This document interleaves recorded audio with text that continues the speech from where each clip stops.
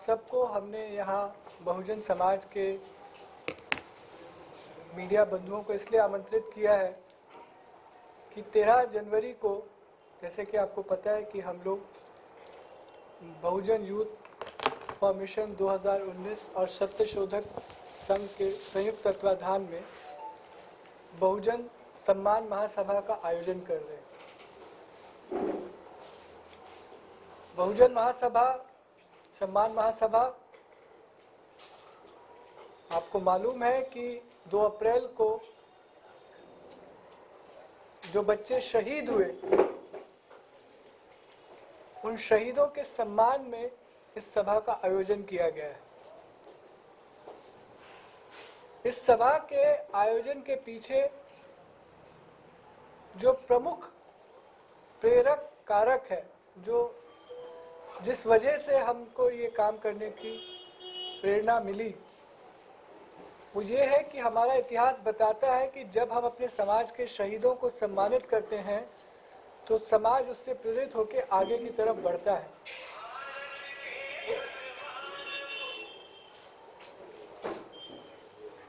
और जिस तरह की आज इस देश में केंद्र में और राज्य में सरकारें हैं जो कि पूरी तरह से मनुवादी, ब्राह्मणवादी नीतियों पे चल रही हैं, और उन्हीं नीतियों के कारण इस देश में 2 अप्रैल जैसा ऐतिहासिक क्षण हमने देखा। तो अब उनकी अगली कवायद थी कि वो हमारा मनोबल तोड़ दें। जो बच्चे सड़कों पे उतरे, जिन्होंने इस देश के संविधान की रक्षा के लिए अपने संवैधानिक हक का पालन करते हुए लोकतांत्रिक ढंग से अपनी मांगों को रखा, और वो भी बिना किसी राजनीतिक दल, किसी के नेतृत्व में, एक सामूहिक चेतना के आधार पे। ये हम सब जानते हैं कि 2 अप्रैल में जो लोग SC/ST एक्ट के बदलाव के खिलाफ सड़कों पे उतरे, उनको किसी ने इकट्ठा नहीं किया था। वो अपनी प्रेरणा से, अपनी सामाजिक चेतना से उतरे थे। तो सामाजिक चेतना की धार को कुंद करने के लिए 2 अप्रैल के बाद इस देश की मनुवादी सरकारों और इस देश की मनुवादी शक्तियों ने जो कवायदें की, इसका एक उदाहरण हमने देखा कि उन्होंने संविधान जलाया हमें प्रोवोक करने के लिए। हमने देखा कि किस तरह से इस देश के किसानों पे उन्होंने लाठियां, गोलियां बरसाई। उसके बाद लाखों किसान जब सड़कों पे उतरे तो उसको सरकार ने अनदेखा किया। ये किसान कौन थे? ये बहुजन समाज के युवा ही थे जो उतरे थे अपने हक के लिए। तो उन्होंने हर तरह से कोशिश की कि हमारा सामाजिक चेतना जो उभर रही है उसको कमजोर कर सकें, उसको कुंद कर सकें, और हमारे को मनोवैज्ञानिक रूप से दबाव में लिया। जिस तरह के झूठे हजारों केसेस में नौजवानों को जेलों भेजा गया, उनके ऊपर गैंगस्टर, NSA जैसे एक्ट लगाए गए, सारे प्रमाणों के बावजूद RSS और उनके गुंडों के ऊपर केसेस नहीं हुए, कार्रवाई नहीं हुई। ये सारी चीजें क्या दर्शाती थी और दर्शा रही हैं कि हमारे को वो ये दिखाना चाहते हैं कि देखो, तुम्हारे साथ हम कुछ भी करें तुम्हें वो झेलना पड़ेगा। तो हम साथियों के मन में ये बात थी स्पष्ट तौर पे, हम सभी साथियों के मन में, कि हम इसका माकूल जवाब इस देश की ब्राह्मणवादी सरकार को उसकी नाक के नीचे देंगे।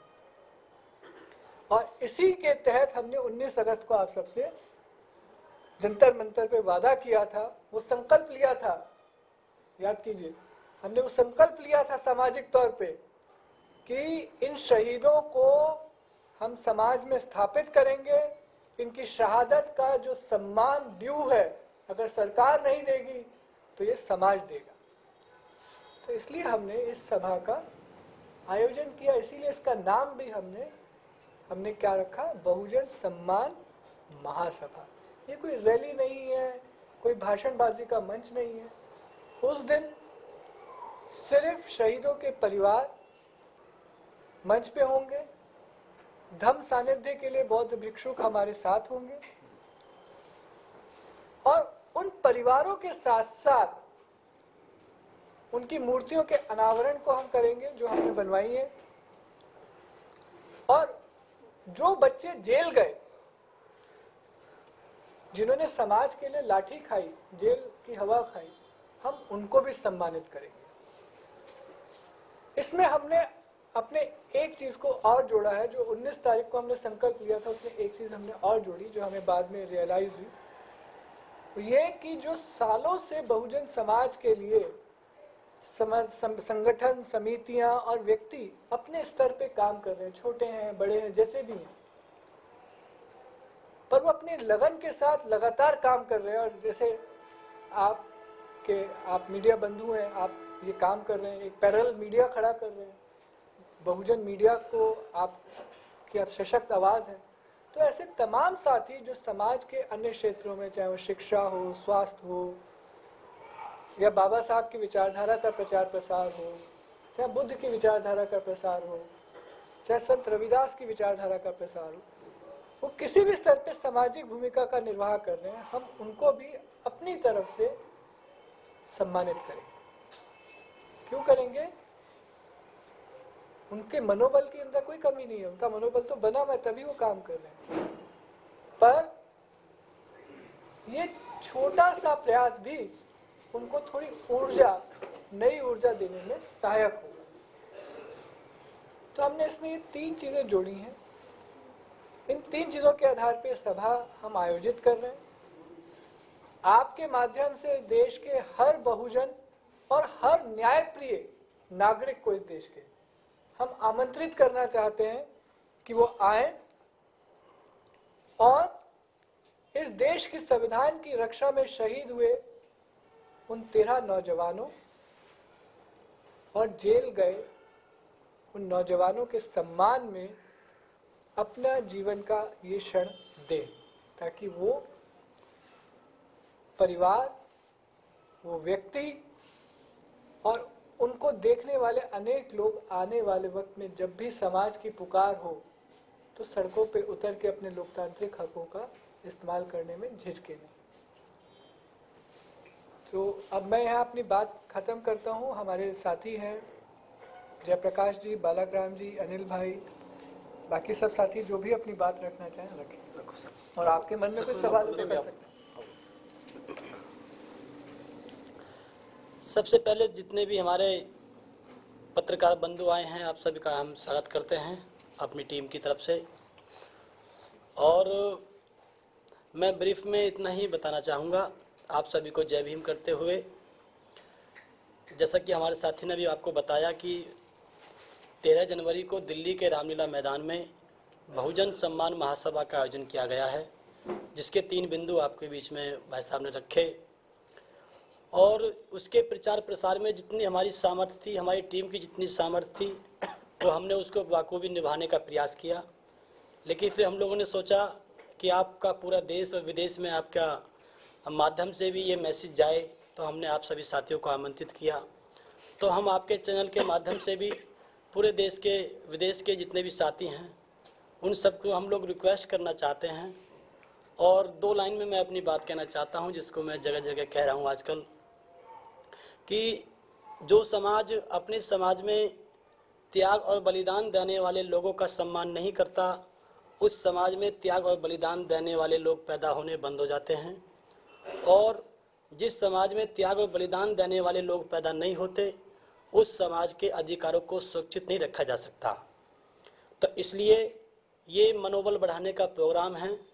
विरोधी ताकतों ने जेल के माध्यम से या हमारे भाइयों को ऊपर गलत तरीके से गोली चला करके हमारे समाज के मनोबल को तोड़ने का प्रयास किया, लेकिन हम लोग इस प्रोग्राम के माध्यम से उनका मनोबल बढ़ाएंगे और इस देश में ये आगाज़ करेंगे कि अगर अपने अधिकारों के प्रति हमें आगे भी कभी आंदोलन करना पड़े तो ये बहुजन समाज पीछे नहीं है।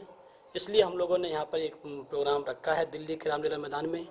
और इनके साथ साथ जो भी हमारे साथी बताना भूल गए थे, ये जो इसमें जो सबसे बड़ी जो बात होगी जो लास्ट में, वो जो जैसे हमारे साहब बताया करते हैं बी आर बौद्ध जी, कि अगर ये बीजेपी सरकार की नीति जो है वो हमारे विरुद्ध नहीं होती, अगर वो हमारे साथ में ऐसा दुर्व्यवहार नहीं करती, तो आज हमारे 13 भाई हमारे बीच में होते। तो इसलिए बीजेपी सरकार को उखाड़ के फेंकना है और आने वाले समय में आदरणीय बहन जी को इस देश का प्रधानमंत्री बनाने के लिए वहाँ पे शपथ दिलाई जाएगी कि आज के बाद आप लोग कार्यकर्ता नहीं, आप लोग वोटर नहीं है केवल, बल्कि कार्यकर्ता बन के काम करेंगे। तो इस प्रकार के काफ़ी इम्पोर्टेंट पॉइंट्स वहाँ पर रखे जाएंगे। इन उद्देश्यों को लेकर के हमारा ये प्रोग्राम आयोजित किया गया है। धन्यवाद। जय भीम, जय भारत। बस आप बोलो दो। मैं चार्टर वाली बात, हाँ वो आप ही अब अपनी बात दो। कोई बात नहीं, आप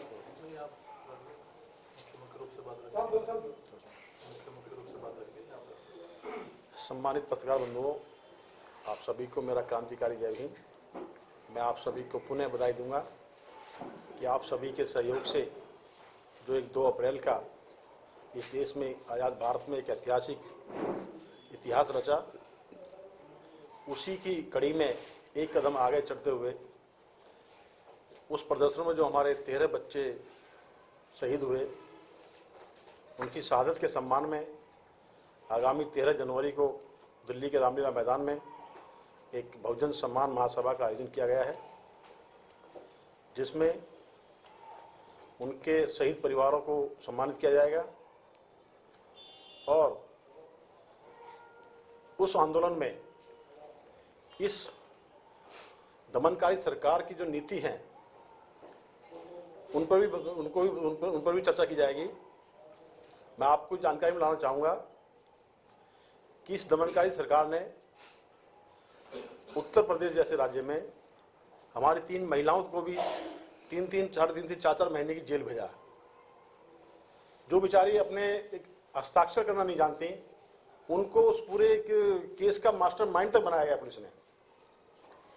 मतलब उस सभा में आपको एक ऐसे पूरे देश के ऐसे आपके सामने एक तथ्य रखे जाएंगे जो इस सरकार की कारगुजारी, सरकार की दमनकारी नीति है, वो सब आपके सामने उस दिन दिखाई जाएगी। सरकार की जो दमनकारी नीति है उसका हम पूरी तरह से उसको एक रिप्लाई देंगे कि सरकार चाहे जितनी कोशिश करेगी हमें दबाने की, हम उतनी उससे भी ज़्यादा शक्ति में सरकार के सामने काउंटर करने के लिए तैयार हैं। उसी क्रम में ये कार्यक्रम दिल्ली में रखा गया है, क्योंकि वो बच्चों की जो शहादत हुई है, 7 बच्चे मध्य प्रदेश के हैं, 4 बच्चे उत्तर प्रदेश के हैं, 1 बच्चा राजस्थान का है, 1 बच्चा पंजाब का है। लेकिन कार्यक्रम दिल्ली में रखने का उद्देश्य सिर्फ यही है कि हम सरकार को एहसास कराना चाहते हैं कि सरकार इस दमनकारी नीति को बंद कर दे। अगर सरकार या भविष्य में कोई भी सरकार ऐसी अगर कोई दमनकारी नीति अपनाएगी तो समाज उसका कड़ी जोर से उसका मतलब मुकाबला करेगा और उसका जवाब देगा। धन्यवाद।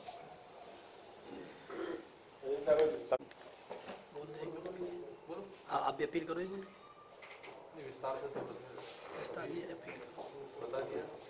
अपील करो। बस मेरी तरफ से यही अपील है कि चैनल के माध्यम से जितने हमारे पत्रकार बंधु यहाँ उपस्थित हुए हैं, साथियों,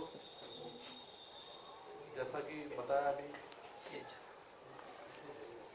भाई साहब ने बताया, जयप्रकाश जी ने बताया और भाई साहब ने भी बताया, संजीव जी ने बताया कि जो सरकार को काम करना चाहिए था वो सरकार नहीं कर रही है। वो जो है हमारी अपनी नैतिक जिम्मेदारी समझते हुए जो समाज के जो लोग हैं उसमें आप लोग भी शरीक हैं, हम लोग तो एक माध्यम हैं, क्योंकि जो शहादत जो 2 अप्रैल में जो हुई है हमारे भीम सैनिकों की, तो इनको एक स्थापित करने के लिए एक अवसर है।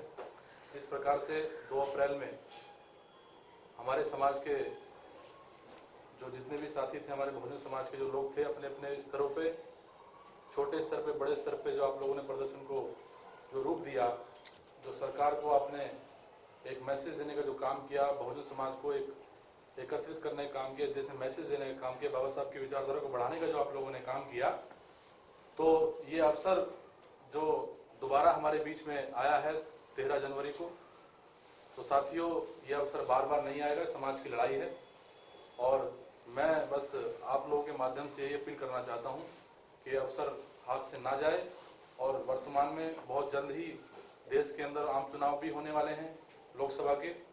तो देश के अंदर जो है ये वर्तमान जो सरकार है मनुवादी सरकार है, अगर हम असल में अपने बहुजन समाज के लोगों को श्रद्धांजलि देना चाहते हैं जो शहीद हुए हैं, तो सभी लोग अपने अपने स्तर पे, अभी हमारे पास समय है तो हम अपने अपने छोटे छोटे स्तर पे जो है लोगों को प्रचार प्रसार करके लोगों को आमंत्रित करके दिल्ली में 13 जनवरी 2019 को सुबह प्रातः 10 बजे रामलीला मैदान में सब इकट्ठे हों और एकत्रित होकर इस जो मनुवादी सरकार है इसको चुनौती देने का काम करें। यही मेरा आप लोगों से निवेदन है। जय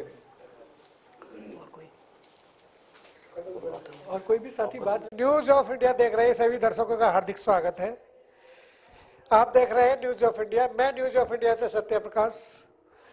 जिन लोगों ने अभी तक हमारे चैनल को सब्सक्राइब नहीं किया है वे हमारे चैनल को सब्सक्राइब करें, लाइक करें, शेयर करें और हाँ, बेल आइकन के बटन को दबाना बिल्कुल ना भूलें, क्योंकि बेल आइकन के बटन को दबाने से आपको हमारे चैनल की नई नई अपडेट, नई नई सूचनाएं आपको तुरंत मिलती रहेंगी। इसलिए बेल आइकन के बटन को जरूर दबाएं।